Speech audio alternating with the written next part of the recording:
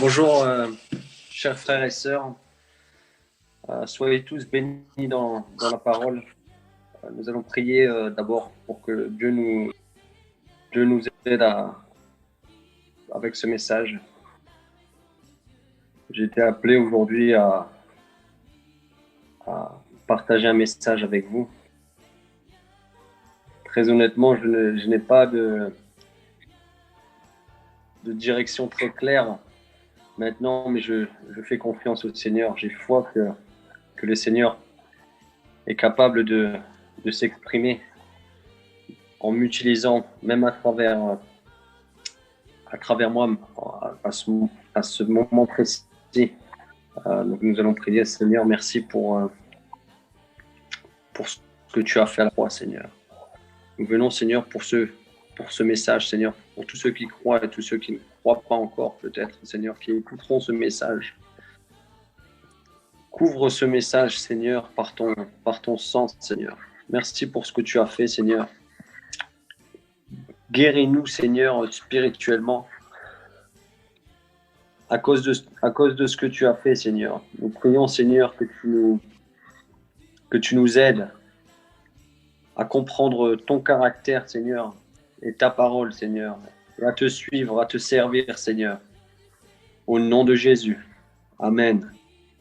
Lorsque notre frère Alissir a partagé avec moi de venir vous parler aujourd'hui, il y a environ une demi-heure, je n'ai pas pu refuser parce que j'étais assis sur le fauteuil et je sentais que la présence de l'esprit en train qui me faisait sentir que lorsque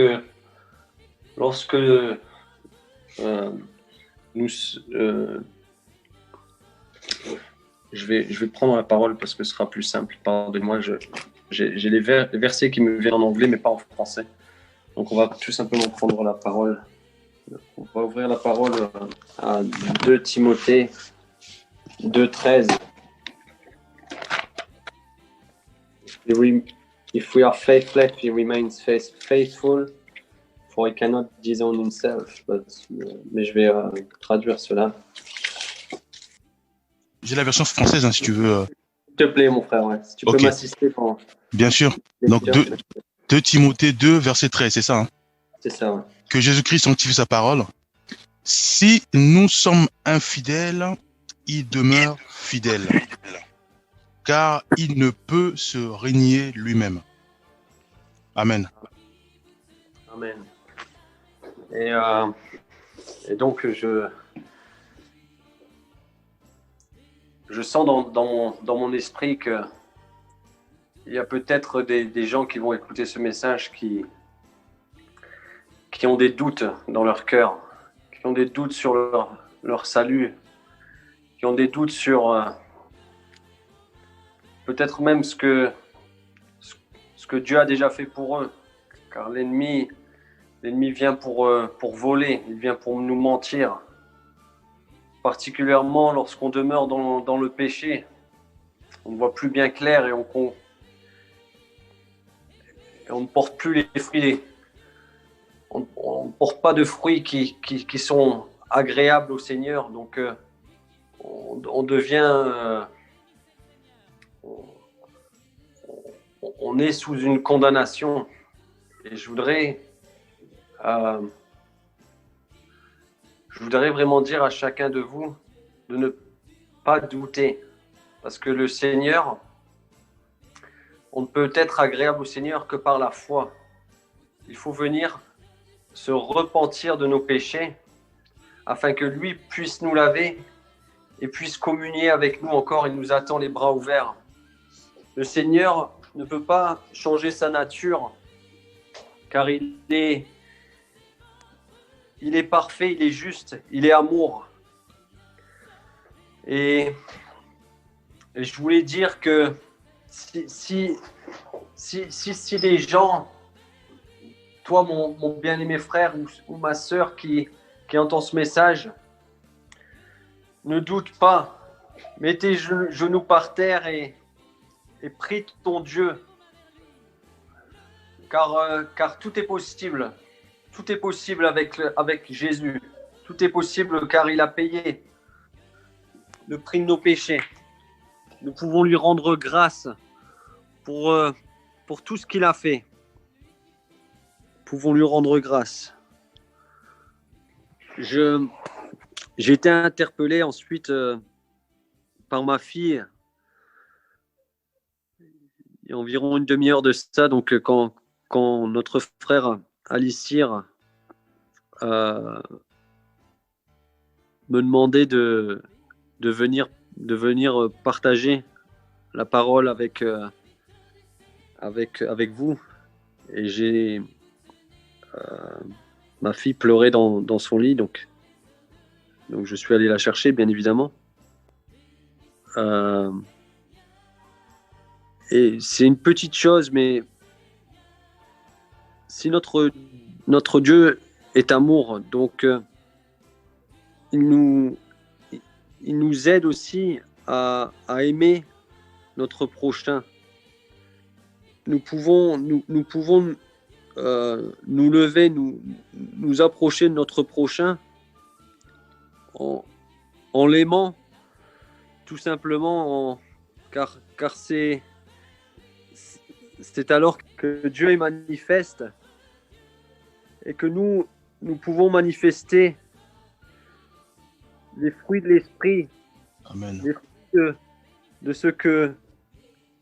de qui est notre Dieu, de qui nous servons. Lorsque nous le servons, ça peut être de petites choses, mais ces petites choses ne sont pas...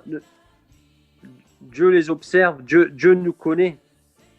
Il sait, il cherche notre cœur, il cherche quand on est disposé à pouvoir le servir, à vouloir le servir. Que l'on puisse l'attendre et que l'on puisse simplement faire le premier pas dans notre repentance. Et Dieu fera le reste. Dieu nous aide lorsque nous cherchons à l'honorer.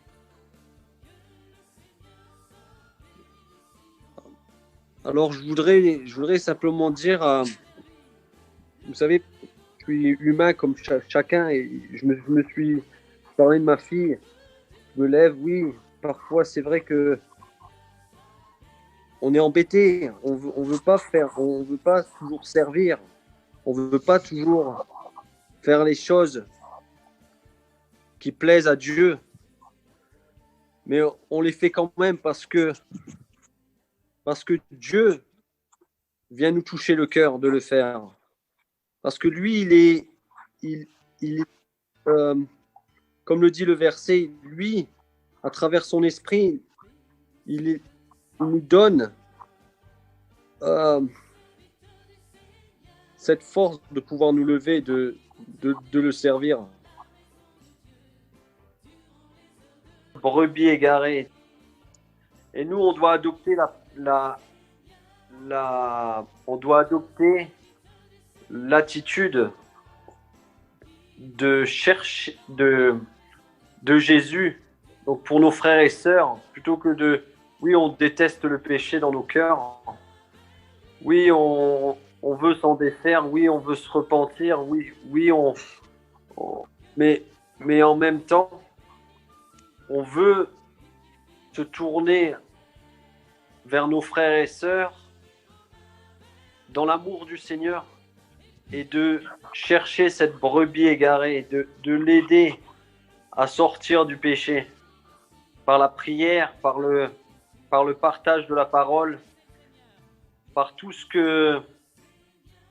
par la douceur que notre Seigneur nous enseigne par sa parole.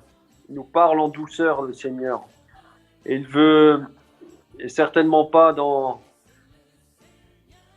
oui aussi, parfois par des corrections fortes. Mais que l'on puisse avoir ce cœur de servant pour le Seigneur. et qu'on puisse se tourner vers notre frère et sœur et de les aider tout simplement. Les aider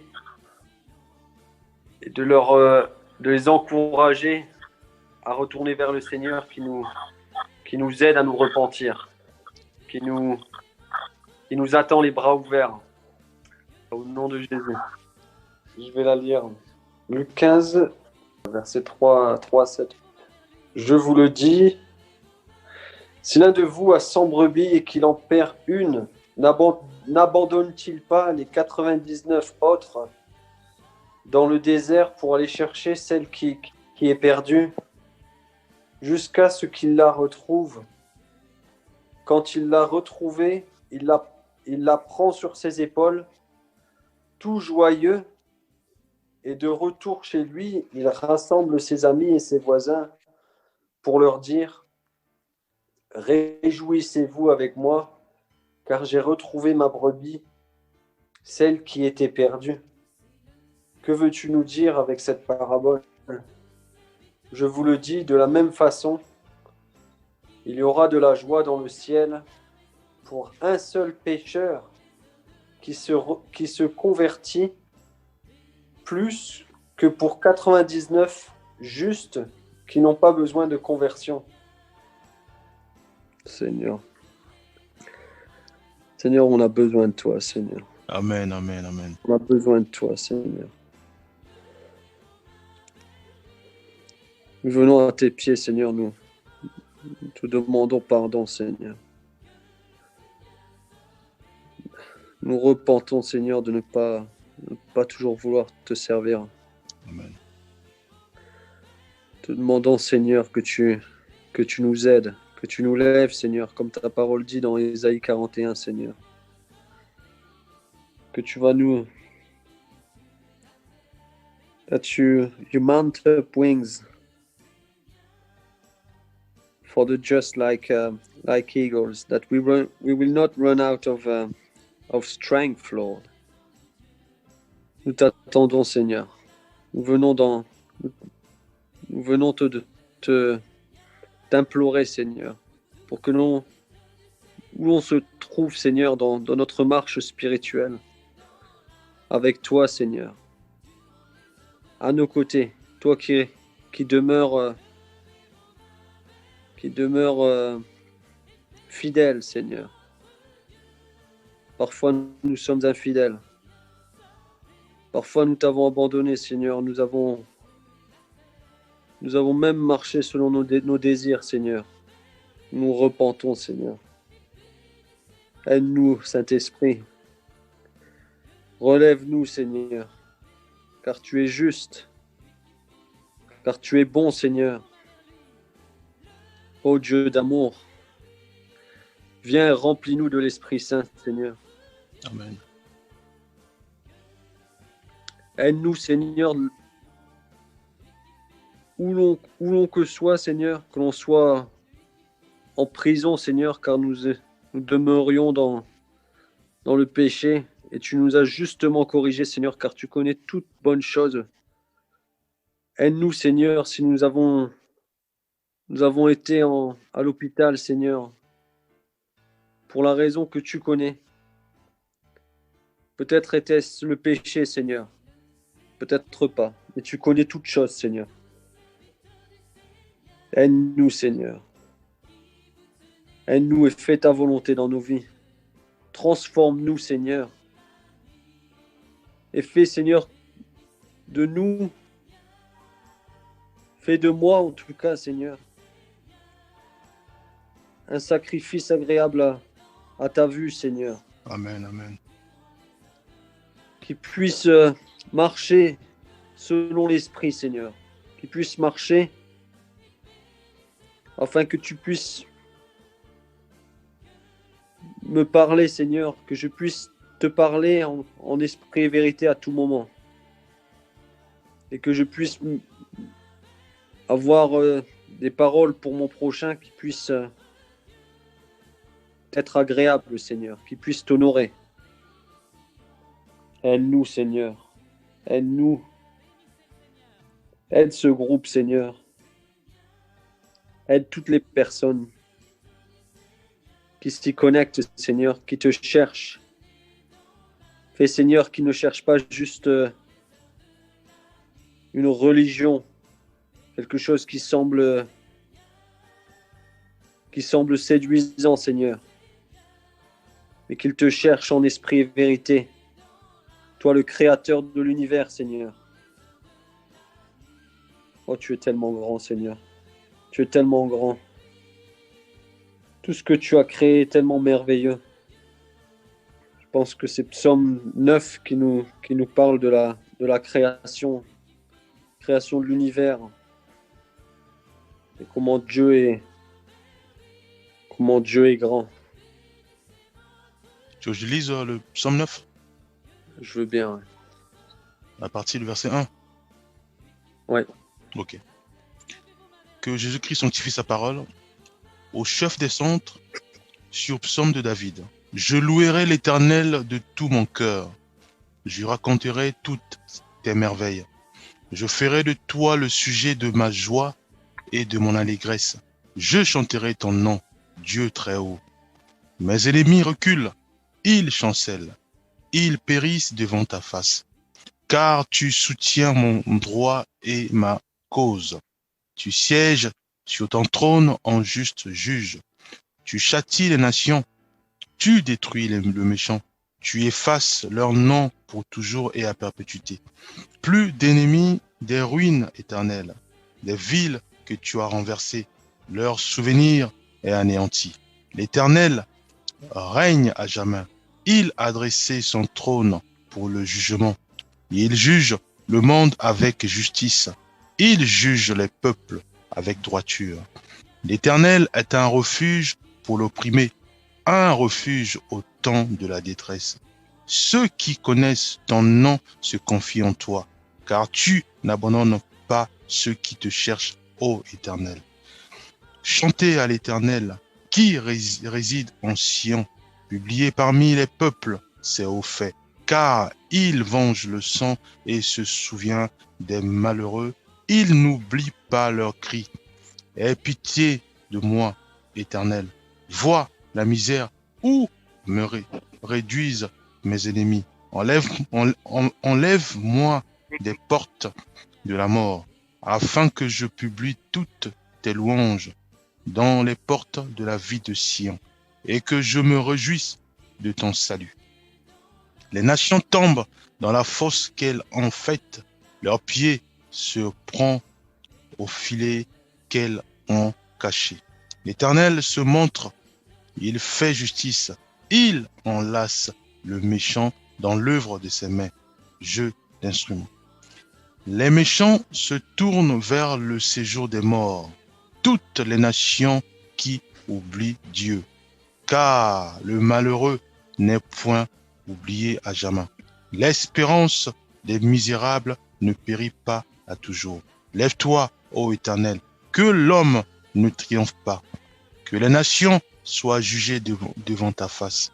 Frappe-les d'épouvante, ô Éternel, que les peuples sachent qu'ils sont des hommes. Amen. Amen. Amen. Amen, Seigneur. Et c'est parce que nous sommes des hommes, Seigneur, que nous avons besoin de toi, Seigneur. Merci, Seigneur, pour ce merveilleux psaume, Seigneur. Merci, Seigneur, pour être notre lumière, Seigneur. Nous prions, Seigneur, que ta parole demeure dans nos cœurs, Seigneur, que ta parole grandisse même dans nos cœurs, que l'on puisse te chercher, Seigneur, à travers ta parole. Au nom de Jésus.